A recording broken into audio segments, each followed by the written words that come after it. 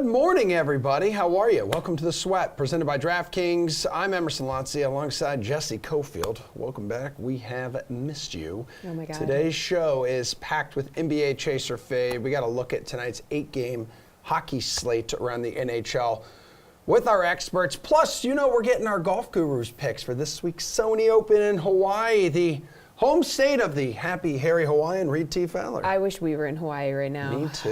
And we can't forget about football, which is where we're going to start. The regular season is officially over, and it certainly ended with a bang. Am I right, DraftKings contributors Pierce Dietrich, Matt Meselman, and Steve Buchanan? I know I am. So let's take a look at salaries for the Super Wild Card slate. Fellas, we're looking at all 6 games, Saturday to Monday, starting with quarterback. Pierce, whose price sticks out to you? I like going with Jalen Hurts at 6,100. I'll take the savings and the rushing floor. We've noted on this show before that Tampa struggles with running quarterbacks. They've allowed the 4th most rushing yards to opposing quarterbacks. Jalen Hurts, 40 yards, 2 rushing touchdowns the last time that he matched up in Week 7 against Tampa. And my concern is with this Tampa offense, they don't quite have the weapons they've had all season. They could struggle to move the chains. That could be more possessions for Jalen Hurts. And he's going to go under-owned. He's cheap, and he's got a pretty high upside based on his rushing ability. It's risky, but in a small slate, it's worth the chance. All right, what do we think, Matt? Which quarterback's price sticks out to you? For me, it's Dak Prescott. So I was initially looking at this Raiders and Bengals game. The advantage that Dak has with the Cowboys against the Niners is they're playing indoors. And as we get into January, as you guys mentioned, it's a little bit cold just about everywhere. So the Cowboys playing in a dome, I think, does help a lot. Dak Prescott's only 6,400, which probably seems about normal for him. But what really helps here also is that his receivers are really cheap. We have Amari Cooper and CeeDee Lamb both around $6,000. So I think this stack is going to be easy to fit. Prescott himself at 6,400, I think that's a bit of a value. And this is a slate, too, where I think a lot of the players are just priced in the mid-range. So paying up is just a little bit more difficult. We don't really have value plays. So I think you do need to save a little at just about every position, and Prescott allows you to do that. All right, Steve, what do you think? Yeah, roll with Pierce. I love using Jalen Hurts against this Buccaneers secondary. They can't stop anybody. Look at all these awful teams that they faced at the end of the year. They couldn't stop anyone. Zach Wilson's going down the field. Sam Darnold's going down the field against this team. Come on. No, look, we talk about that game that Jalen Hurts had early in the year, only threw for 115 yards. Okay, well, that's annoying. But then he also ran the ball 10 times for 44 yards and 2 touchdowns. I don't care how he gets his fantasy points, as long as they come against this Tampa Bay defense, and that's being generous. Jalen Hurts is going to put some points up against his team. 6,100, that's a steal. Give me Jalen Hurts. All right, well, let's move it on over to the running back category here. Who are you eyeing, Matt? I'm going to go right back to the same team. I just think the Cowboys are really underpriced across the board. Ezekiel Elliott is $6,100, and Tony Pollard is expected to play in the wild card game, but he has been hurt, and I don't know that he's going to be able to get the workload that we were used to seeing. I think that Zeke also, for much of the season, the Cowboys were in preservation mode, trying to make sure that he was healthy because he was the one that was banged up before Pollard was. So I think the tables have kind of flipped there, where Elliott is the one that's actually healthy right now. Pollard is the one that's more of a question mark.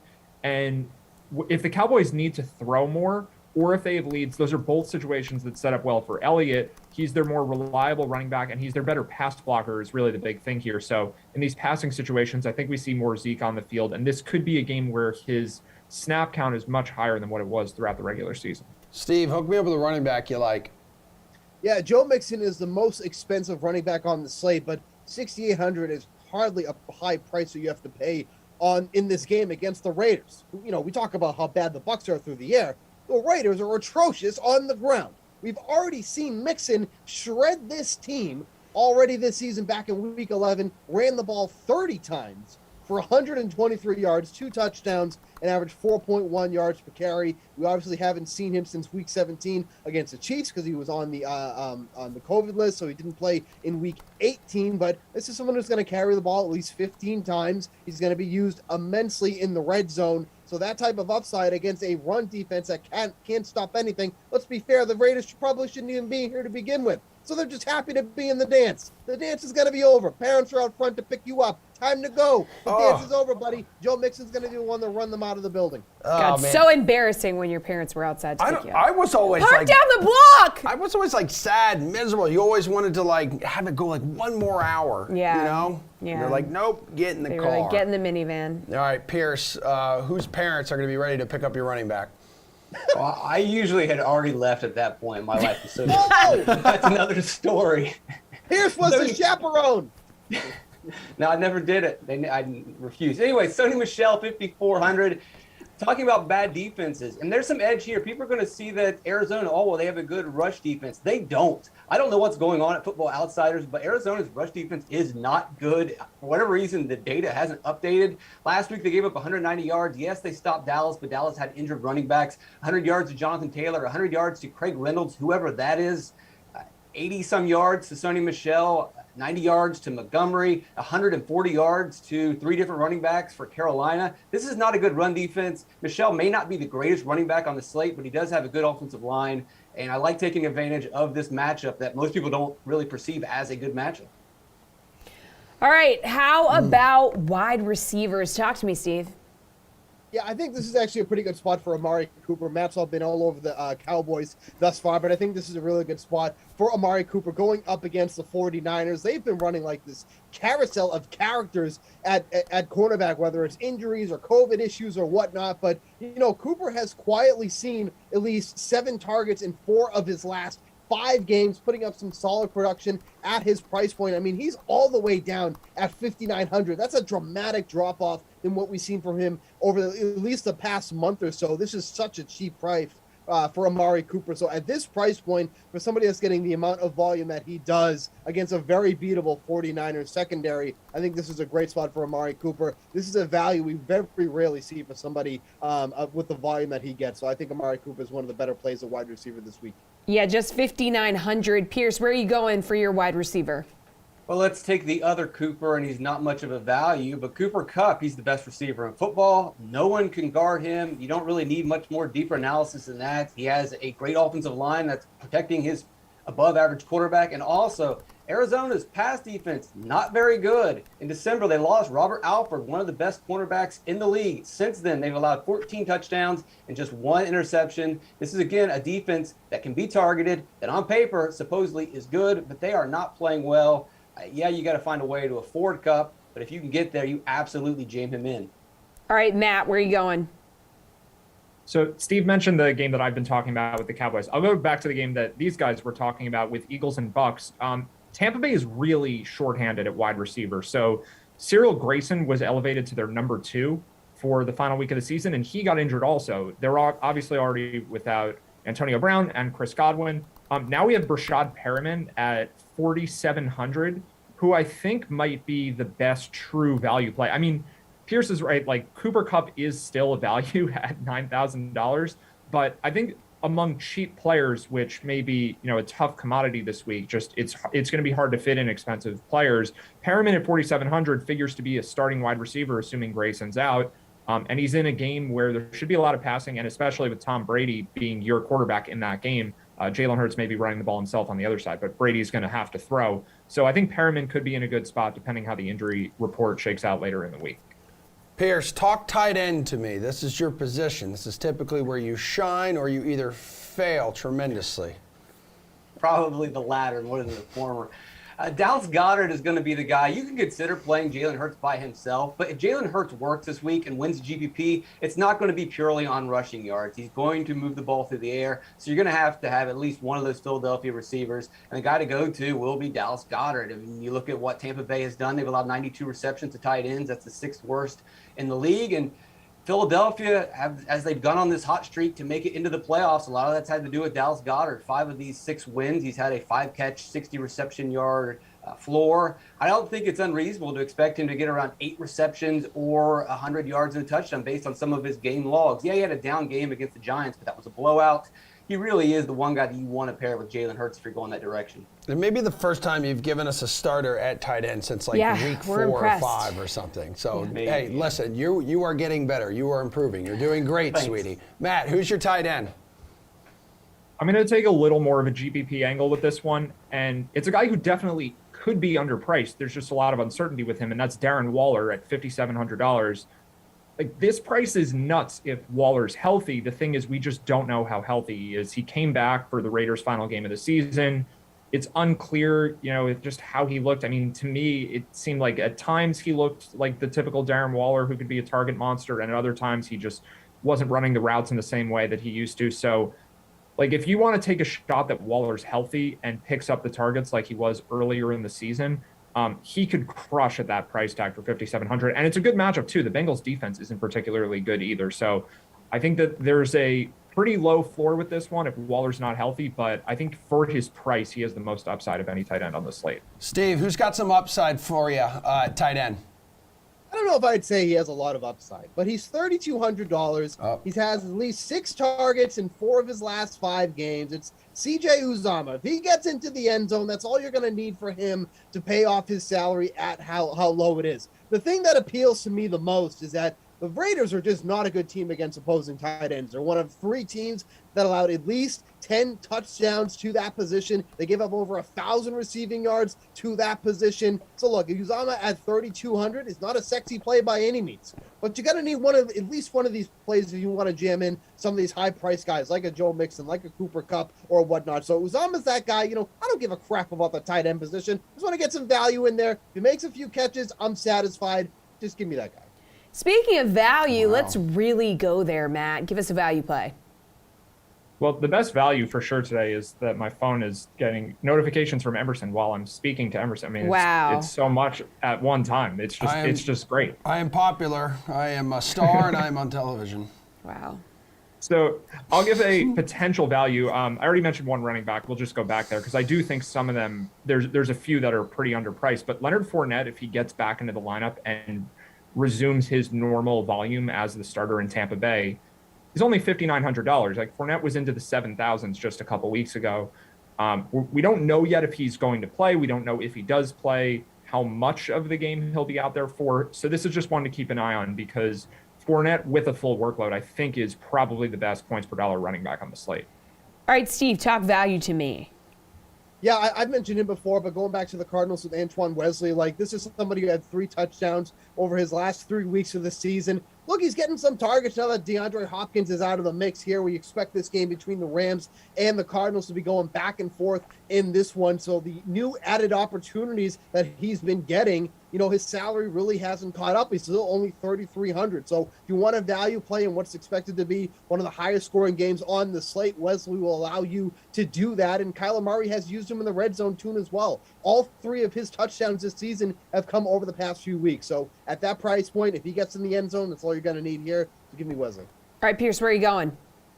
I like Rashad Perriman, but Matt already mentioned him. So if you want to go even deeper, Tyler Johnson is $4,000. Johnson actually had more snaps, tends to play the slot. We know that Tom Brady likes to throw to slot receivers.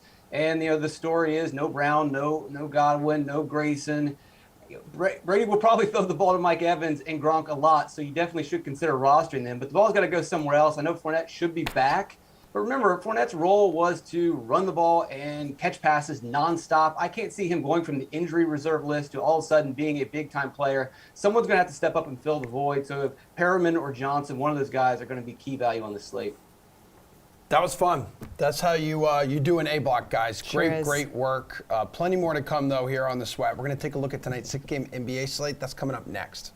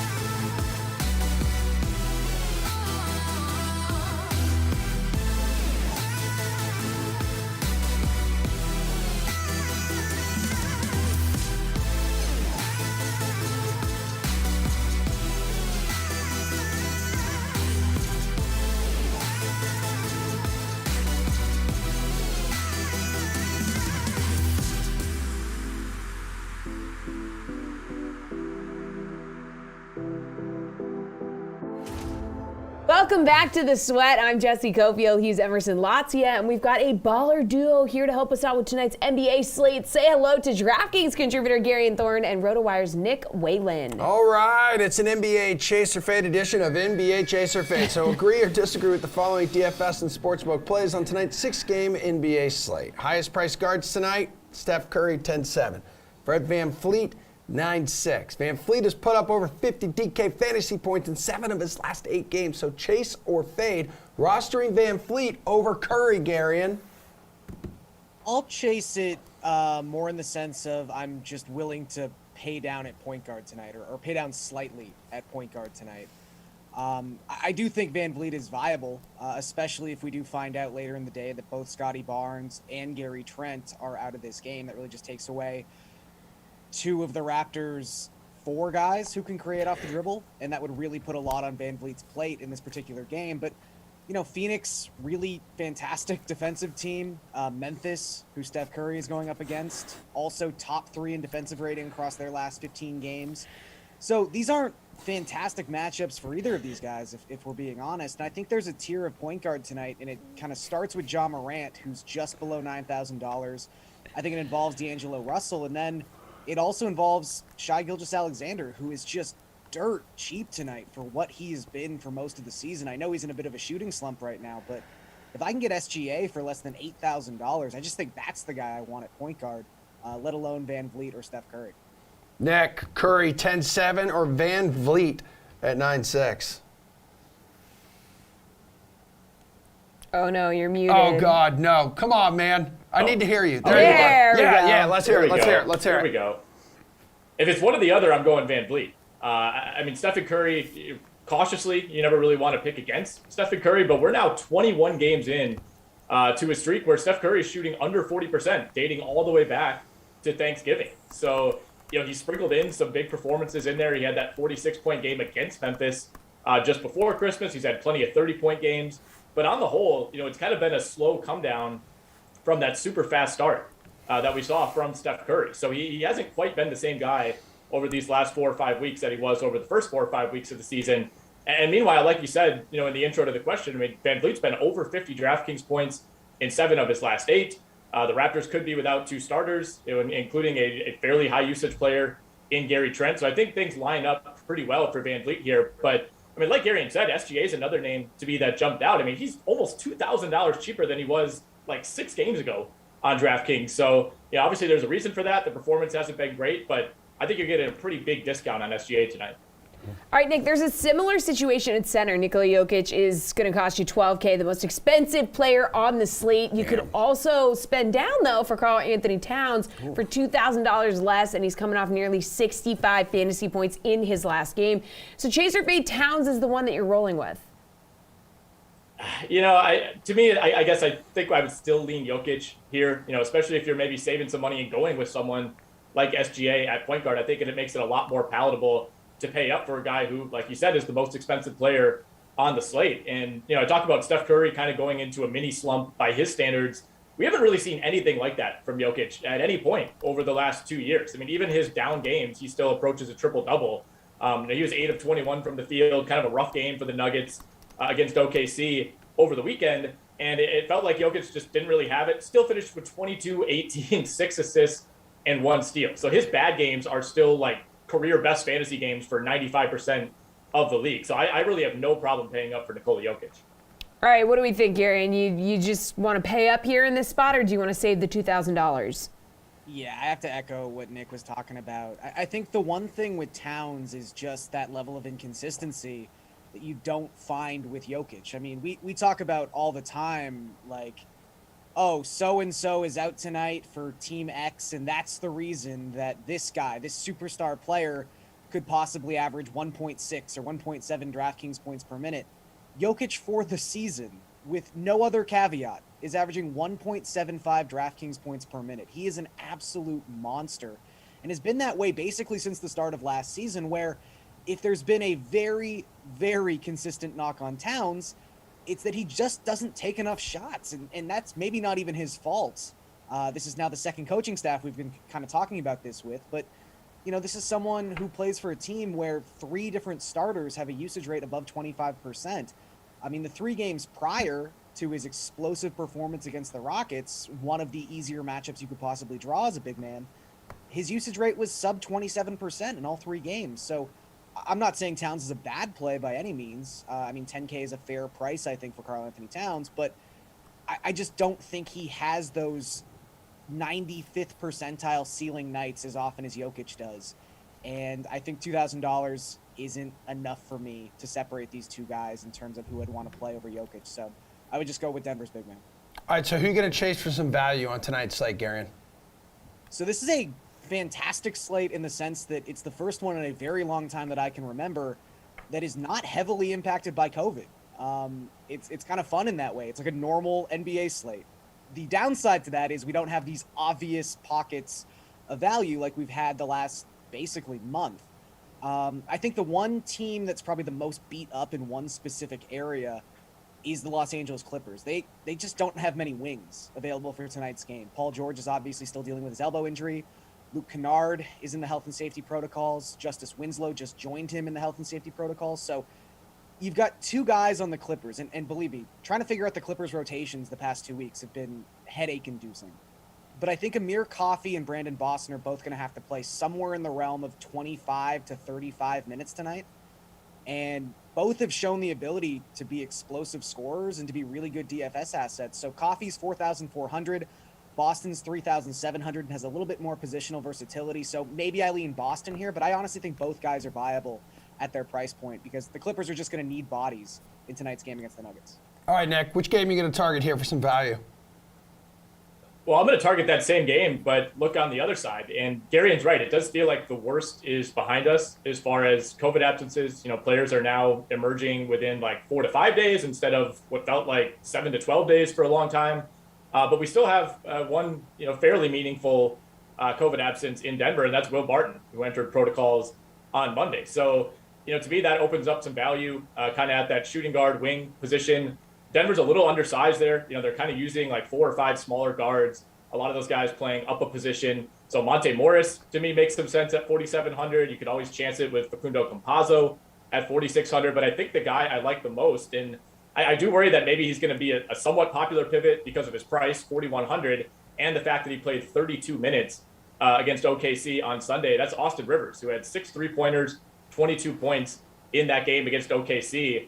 Obviously, he's a really fickle player. I'm not going to tell you he's for sure going to go off and give you 40 DraftKings points here, but at 4,100 for a guy who's probably going to be locked into around 30 minutes, I'm leaning toward Rivers tonight. All right, there is a great matchup tonight between Memphis and Golden State. The Grizzlies going to look to push their win streak to 10 games, but they're home dogs in this one with the Warriors favored by 2.5 points. So chase or fade Memphis at plus 120 on the money line to get it done, Nick. I'm going to chase it. I mean, my mind says to take Golden State, but my heart says to take Memphis and hope that they can keep this thing rolling. I mean, we do have some key injuries on both sides of this one. We learned yesterday that Dylan Brooks will not only miss this game, but could be out until the All-Star break. Steven Adams also very much questionable for this one as he emerges from COVID protocols. But on the other side, no Draymond Green for Golden State. And while Golden State, of course, does have Klay Thompson back, I think it's still going to be a multi-game kind of reconditioning process for him until he's back to looking something like the Klay Thompson that we remember from 2010 to 2019. So, part of me thinks, like, does Golden State maybe try too hard to integrate Klay? Like, there might be kind of a bumpy period, until he's fully back up to speed. And I think Memphis can find a way to take advantage of that. You look at the ATS records, if you're talking the spread here, Memphis is 13-6 as an underdog this season. They are a home dog in this situation. I think if you ask the Grizzlies, they probably don't think they should be underdogs in this game. This seems like one where they make a point and try to make a statement that, they're not on that second tier in the Western Conference, and maybe they belong closer to a team like Golden State, Phoenix, and Utah. All right, Gary, and this one actually down to plus 105 here. Yeah, I'm still going to chase it. I think that, when we're talking DFS, there's not often a lot of corollaries for when Draymond Green is out. There isn't like an obvious play that opens up, so sometimes we overthink that a little bit. But in terms of just picking against the spread, I mean, Draymond Green is a massive loss for this Warriors team. I think he's just so important, obviously, to what they do. So I think that helps Memphis clearly. And, as Nick was alluding to, this is a team that is 10-1 against the spread their last 11 games as an underdog. They haven't been underdogs all that often lately because they've been so good, but They have just been exceeding expectations in spots all season long.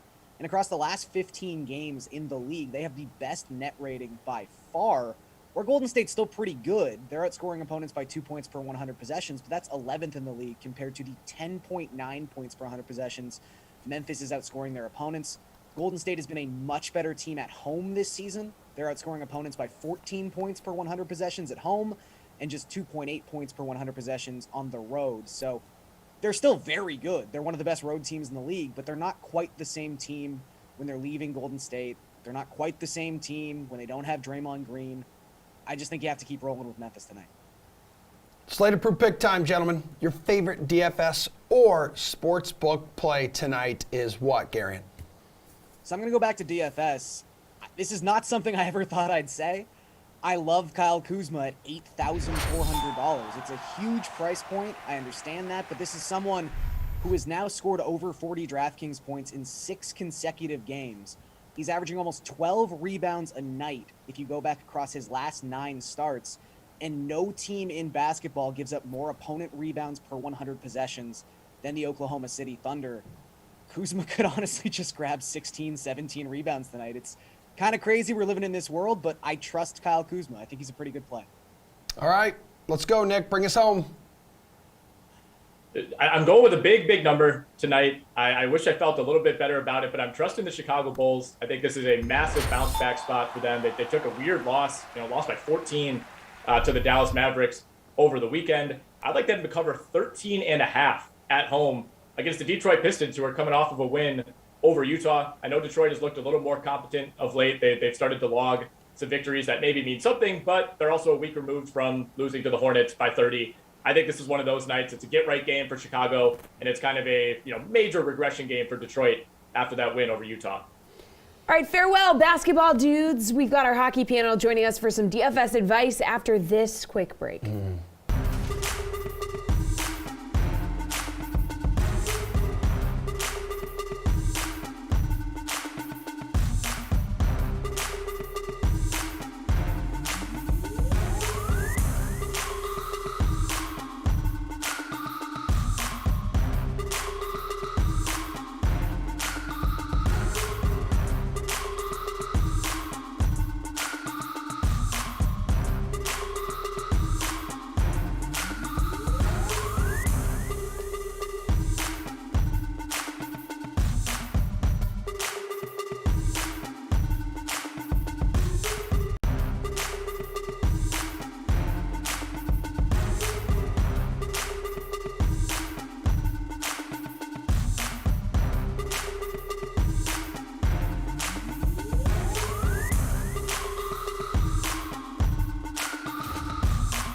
Hey, can you guys hear me? Yeah, we can definitely hear you, Pete. Yeah. 100%, my friend. And it is 5 degrees outside our DK studios, which is perfect hockey weather. So, yeah, let's go ahead and do that. Let's talk with Pete Jensen, their host of the NHL Fantasy on Ice podcast, as well as RotoWire's Paul Bruno. Good morning, both of you. Guys, it's really cold here, and we need your help. It's really chilly. We got to build a lineup on tonight's 8-game NHL slate, starting with your favorite play at center. Pete, where are you going? I'm going with one of my favorites this season for sure, Trevor Zegras. He's back from COVID protocol. He had a multi-point game the other day for the Anaheim Ducks. They're going up against the Pittsburgh Penguins, who are fresh off a long winning streak coming to an end. But Pittsburgh, between the lines, has allowed 13 goals over their past 4 games. Trevor Zegras very quietly has reached double digits in multi-point games. He's got 10 this season. I think he's going to win the Calder when it's all said and done. And he's got 22 points over his past 19 games. So just so much to like about the Ducks, who now have Zegras back. They now have Ryan Getzlaf back, and they're rolling 2 strong lines every single night. All right, Paul, need your favorite play at center. Where are you going for this one? Well, we got to fade McKinnon, I think, on the second of back-to-backs, as he and his men face a tough task in one of the league's toughest rinks in Nashville. I also think the Leafs could be in tough against the Golden Knights, so no Matthews or Tavares either. I'm opting. I think I'm going to cross swords with Pete on this one. I think I'm going to go for Sidney Crosby tonight, because whenever AJ's not around, it seems that I gravitate toward the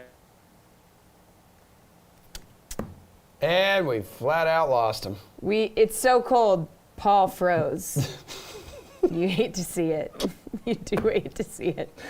Hey, Pete, you're still there. We can hear you. We can see you. Who's your guy at wing? I mean, I'll definitely finish off what Paul was saying. I agree that Sidney Crosby and his play with Jake Gensel, who has points in 17 straight games played, I mean, that's close to lineup lock territory, even though I do like Trevor Zegras. I would go to bat with Crosby and Zegras as my two centers and just spend up right then and there. But yeah, back to the wing. I'm looking at Brock Besser. He's visiting the Florida Panthers and returning from COVID protocol himself. And Elias Pettersson also expected back for Vancouver. So even though Florida is one of the best, deepest teams in the league, wouldn't be surprised at all if a deep offense under Bruce Boudreau kind of rolled with the punches and kept things high scoring in that game, Vancouver at Florida. So yeah, Brock Besser, he's been like point per game pretty much since Boudreau took over, and 8 points over his past 7 games played with 22 shots on goal. So Besser is bringing that potential that we know he's had through the years. It's always been injuries or now COVID. It's been a lot of different variables with him. But when he's healthy and rolling, whether he's playing with Pettersson or somebody else, Besser is one of the best wing options out there for sure. All right, Pete, talk to me about who you're looking to roster on the blue line. I'm looking from that same game, the Florida-Vancouver game. Florida has a number of strong defensemen to choose from. Obviously, if you want to spend up, you can get Aaron Ekblad. If you want moderately priced, you can go Mackenzie Weegar, who's been extremely consistent covering categories through thick and thin for that team. I'll even go a step below where you look at Gus Forsling, the defenseman for the Panthers.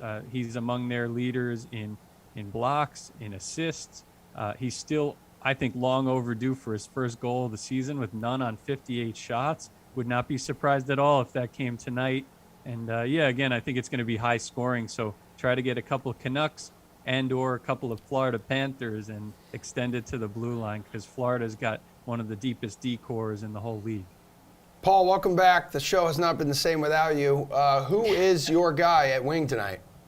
All right, on the wing, I'm going to go to I like the matchup for Kucherov in Buffalo. I think it's time for a Tampa stack tonight, in fact. He gets that favorable matchup and maybe overlooked because he's only played 5 games so far this season. He's a top 10 scorer in this league, and yet his price tag's only $6,800. That's a steal. I also think Oliver Bjorkstrand of the Blue Jackets is a great option tonight for only $4,800. He's got a very nice matchup against an inconsistent Chicago club, and he's Columbus's top scorer with 25 points in 31 games. A guy who will play in all the high leverage minutes and should be involved in plenty of scoring chances in what I think is going to be a wide open affair this evening. All right, Paul, what about who you're looking to roster on the blue line here? Some combination of Tampa players needs to be in my DFS play tonight, so I include Hedman here. He'll cost $7,000, fourth among blue liners tonight. But with this matchup, I really think he should be number 1. You have to consider also the Florida Panthers and their deep pool of offensive skill whenever they're on the schedule. Tonight, I note that Brandon Montour costs only $3,100 despite 2 goals and 4 helpers in his last 10 games, along with 21 shots on goal and 9 blocks. That's averaging a shade under 10 DK points, and for $3,100, I'll take that every time. All right, hook me up with your favorite value play, Paul. I see the $4,200 price tag on Vancouver's Elias Pettersson, realizing that he's got a tough matchup against the Panthers. However, he is too much of a skilled player, Emerson, to overlook, and his own club has been on a hot streak since they made their coaching change. This game could turn into a track meet, and that would suit him just fine. I mentioned the Avs in Nashville tonight, and in a bit of a contrarian play, I like the home side, catching the Avs in that second of back-to-backs. One guy at the forefront of the Preds attack this season is Ryan Johansen. He's got 11 points in his last 10 games. He's their first-line center and on pace for his best season in the Music City. He'll cost only $3,900 this evening. Pete, who do you got for value? I agree with Paul to an extent about the Tampa Bay Lightning. They're one of the probably near locks to win on this slate. It's a dicey slate for sure, but I see some value in the Buffalo Sabres. I think Jack Quinn, the rookie, he's going to be coming in, making his NHL debut. He was better than a point per game for Rochester in the AHL with like 26 points in 20 games. and he's going to slot into the top 6 and maybe the first power play because Alex Tuck came off protocol, but it doesn't sound like he's going to play. Tage Thompson is on protocol, COVID protocol for Buffalo.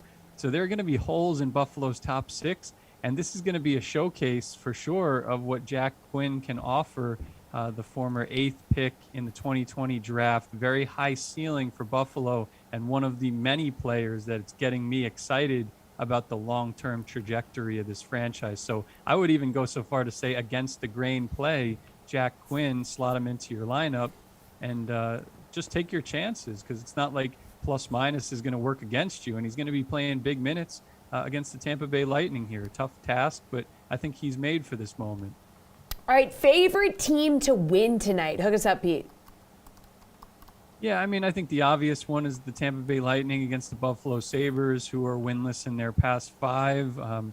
But that one's a little too obvious for me. I'm going to go against the grain, and I have a good feeling about the Nashville Predators against the Colorado Avalanche. The Avs are loaded. They've been winning every time pretty much at home lately, 12 straight at their own barn. But second of a back-to-back, I think they're due for a letdown here. They've had kind of suspect starts to recent games against the Seattle Kraken yesterday. They had to come from behind. The Anaheim Ducks, they had to come from behind. The Toronto Maple Leafs, they had to come from 4-1 down to win that game. You had to say that. Playing with fire a little bit here. So I'm going with the safer bet, I think, with Nashville and UC Saros. As long as he's getting the nod, there have been very few goalies who have been better than Saros this year. And Nashville's top line is great. They got the power forward Tanner Jeannot, who's having a breakout season as a rookie. They're packing a lot of punch, and I don't know if the Avalanche are going to be ready for this. All right, Paul, who do you think is packing a lot of punch? First of all, Pete, thanks for hitting a nerve with that 4-1 reference. That's haunting me ever since the Bruins did it about 9 years ago in the playoffs. Remember that that one? Look, I hinted at my concerns. I agree with Pete on the call. In Nashville, I take the home side there at plus 135. I know Florida is a very good team at home too, but mentioned how well the Canucks have played since Boudreau stepped behind their bench. That plus 170 line is just way too tempting for me to overlook. So I'm on that one as well, given the way the visitors have been playing recently. And the Leafs are well rested and a little healthier than the Golden Knights heading into tonight's matchup of the 2 of the league's heavyweights. Toronto is playing with a better structure and will capitalize if Vegas ever tries to open things up. Take the blue and white tonight at minus 125. Tremendous job, everybody. We will get after it on the links with Reed and Jeff after our final break of the show already. Wow.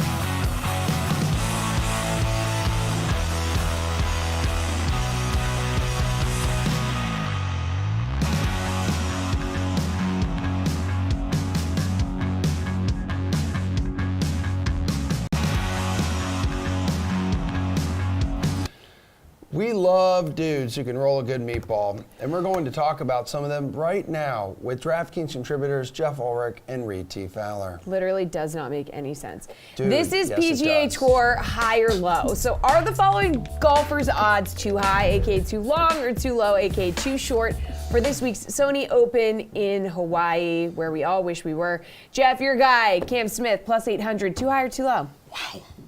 I feel like they brought Jessie in here. We did go off the rails a couple days ago and just to smooth things over here, so that makes sense. Yeah. Cam Smith obviously was my main pick last week. We got lucky and he gained about 1 million strokes putting and went 40 under par and won, so that's awesome. He's plus 800 this week. He's the deserving favorite. He's got a great record at this course, and he sets up very, very well for it. Seeing Cameron Smith as a plus 800 favorite in a PGA Tour event is very jarring. I mean, this is a guy who, was known as a good talent, but not really an elite player until basically just last week. I think, like I said, I think he's a deserving favorite, but I really do feel like, you would need at least plus 1,200 for me to be really interested. Webb Simpson, very high end on these little tricky courses. I think he's probably the better bet there. And realistically, there's enough players kind of in the 1,800 to 2,000 range who just have like the similar ability to just get hot one week, just like Cam Smith did last week. So I love Cameron Smith. I think he deserves to be the favorite this week. I expect big things from him. I think he's definitely going to challenge for majors, but he's a little bit too short for me. Reed, like Jeff said, he won last week shooting 34 under, and he won this event back in 2020. Yeah, he also gained the most strokes off the tee, which is what we don't see from Cameron Smith. I guess Jeff is going by his full name now because he's won. And look, Sir Cameron Smith, I get it, but it's just too short. Jeff spent 45 minutes explaining why this is too short, and I thought he was going to do his Jeff Ulrich thing where he mentions every other person behind him, which is a good play, which I thought would have been a good start for Mr. Ulrich. One guy in particular is Deku Matsuyama. He's plus 1,800. This guy's played the Sony Open a bunch. He's been on and off, obviously, with his putter. He hasn't putted well at all at this course, but he was plus 2,200 last week in a much stronger field. Now Bryson has withdrawn, and now you see Hideki here, who's a Masters winner. And I love Corey Connors, but him and Hideki Matsuyama being the same odds is egregious. So I think this is too low, too short for Mr. Cameron Smith. Well, Reed, your guy from Jeff's guy to your guy, Sung J M, plus 1,600. Too high or too low, dude? I don't know, Sanjay. God, I was angry texting about Sanjay Yeah, you were. Sunday afternoon, which is a little bit early for my angry texts on Twitter. It's usually reserved for the nighttime when the Raiders are playing. But look, I think he's too low. And the reason why too is, like, I get he's great on Bermuda greens, but the approach game last week was a little faulty, and that scares me quite a bit, especially at this course where you do need putting, obviously, but you need that approach game to be strong. And what we saw on the weekend was not great from Sanjay. And trust me, I want to be here and be extremely bullish on the guy, but right now, again, I mentioned Hideki Matsuyama is 2 points, to higher than Sanjay, and that's much more where I would want to go. Or I'd like to take deeper odds, because we've seen this tournament won by guys who are at the plus 8,000 type of number, right, or plus 5,000 type of number. I love Sanjay, but a little too low, even though I think he's well set, he's well suited for this course. Okay, Ulrich, how do we feel about Sung Jae's odds here, bud? Yeah, even though Reed spent half the show, criticizing me and stuff like that, I mean, I am going to agree with him here.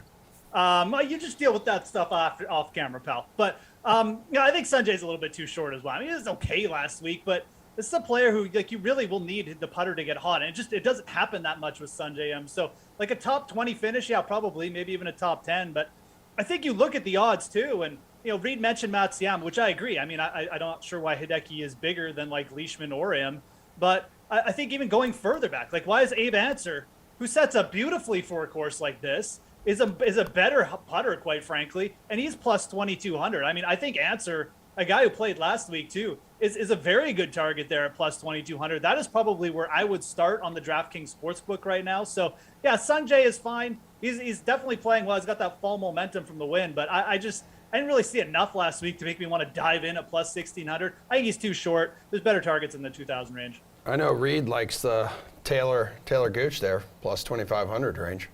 The Gooch. Yeah, that's right. I read your articles, Reed. Of course you do. Jeff, let's talk about last year's winner at the Sony Open. Kevin Na, plus 2,500, too high or too low?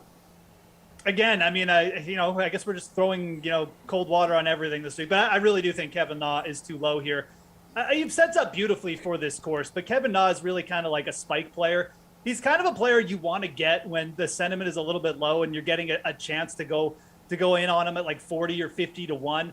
I think at plus 2,500, everything about Kevin Na is kind of baked in. Yes, it's a good setup. He's a high-end putter. He could get hot and win this 2 years in a row. But there's like 10 other players who could do the exact same thing and does the exact same thing as Kevin Na in this field. And some of them are just bigger in the odds. I mean, some players that are getting some heat this week, Seamus Power, Joel Dahman, they all played last week. Siwoo Kim, these guys are very similar in style to Kevin Na, and they're available at basically double the odds. So as much as I like these setups for Kevin Na, and I do like betting him at places like the Sony Open, it's just plus 2,500 just isn't the number to do it, in my opinion. So he's a fade for me, and like I said, too low again. Reed, what do we think? Yeah, similar. Not to echo a lot what Jeff said, and Taylor Gooch, like you mentioned, Emerson, is someone that I also like at this exact same number. You take a look at what Kevin Na has done, though. It's opened up the narrative for guys who didn't play well last week can obviously play well this week, right? That's what he did last year. That's kind of allowing a lot of these guys that are deeper in the odds, like a Brandon Grace, for instance, maybe to feel a little bit more comfortable, right? Because of how the style of play in which this course, you need experience at Waialae Country Club. It's similar to the Augusta in that sense, where debutantes don't really win. Jeff's boy is the only guy to do it since the entire inception of the course and tournament, Russell Henley. And Russell Henley was also the first rookie since like 2001 to win in his debut, right? That is a stat that you really have to pay attention to at this course. And maybe it's because it's during the offseason. But Kevin Na is someone, like Jeff mentioned, get him twice in the odds and a place where he can absolutely gain 15 strokes putting. That's where you want to target him, not here because of what is already baked in, which is he played last week and he won last year. Brendan Steele, man, we're going down the board. We're going plus 8,000. Too high or too low? His odds, Reed. I mean, this guy, all he does is top 5 at the Sony Open, right, over the last 2 years. I can never say plus 8,000 is too short or too low, right, because it's deeper in the odds. That is a nice penny if you get this outright and he wins. And he was close, man. If not for one Cameron Smith in 2020, Brendan Steele was a guy who had, I think, the 54-hole lead going into Sunday at Waialae.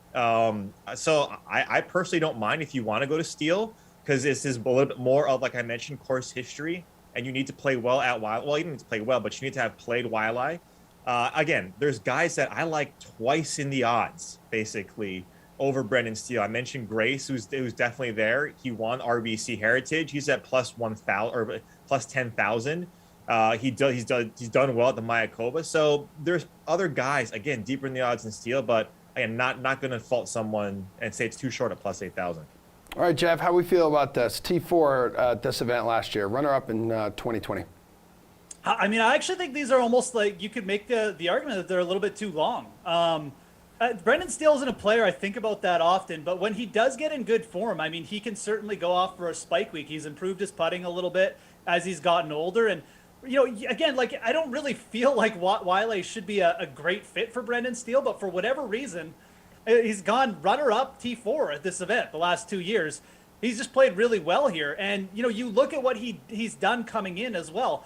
He put in a T2 3 starts ago at the Zozo Championship. He's made his last 3 cuts. It hasn't looked like great from the stat sheet, so I can understand why for some people they might just be like, wow, he's not really popping that much. But, when you have some recent form like that, that tends to be like the trend of the winners here. So I think when you're looking at the odds, I mean, he's paired around guys like, Eric Van Rooyen, Aaron Ray. I mean, these are okay players, but like with Steele having some form and then the course history here, I think you kind of got to give him the edge in this range. I really don't mind it. He's probably not my favorite play either to go with a long shot. I mean, I think this is an event where you can go longer and target some higher end putters or just higher end ball strikers. But Brendan Steele isn't too short. I mean, I certainly think that these are fair enough odds to take a shot with them. He might be a better top 10 play at like plus 700 or, even a top 5 play. I mean, he's top 5 your last 2 years at plus 1,400. I probably like him more than that because, quite frankly, he just doesn't win that much on tour. But he's certainly in play this week. And I think the main thing is when you're looking at this range, it's hard to make an argument for me as someone else you should be taking over him. All right, let's go slate approved pick time. Favorite odds to win, Reed? I'll go with the Deku at plus 1,800. He won the Masters, obviously. He hasn't really shown a lot, but at that number, I think there's extreme value. All right, what do we think, Jeff? I mean, I'm just going to go with my guy again. It worked last week. I'm going to go with Christian Bezuidenhout. It's the first time playing this event, so he'd be a bit of a trend breaker. But, I mean, this dude has 4 professional wins since 2019. He had 3 top 6s over the fall in a variety of events. He's just a high-end putter. Hits his irons very well from the proximity you're going to need this week. I think he sets up great, and I think he's a young player who's going to break through this year for a win. I'm surprised Russell Henley wasn't your slate approved pick. He's too short. Plus 2020. He's got to be longer odds. Yeah. Russell Henley. Odds, Reed. Catch up. Former Honda Classic winner, for sure. Okay. Great info. Yeah, it actually is. Again, just the same argument we had yesterday on the show. All I do is bring facts, bud, and you get embarrassed and insecure about it. Okay, anywho, we'll see you later, Jeff. I look forward to talking golf with you tomorrow, and you as well, Reed, on a Wednesday edition of the Slate. That's at 5 o'clock. It is Tuesday. There's a 5 o'clock edition today. I don't know who's on it, but it's going to be really good. And we'll be back tomorrow morning at 11 a.m. See you then.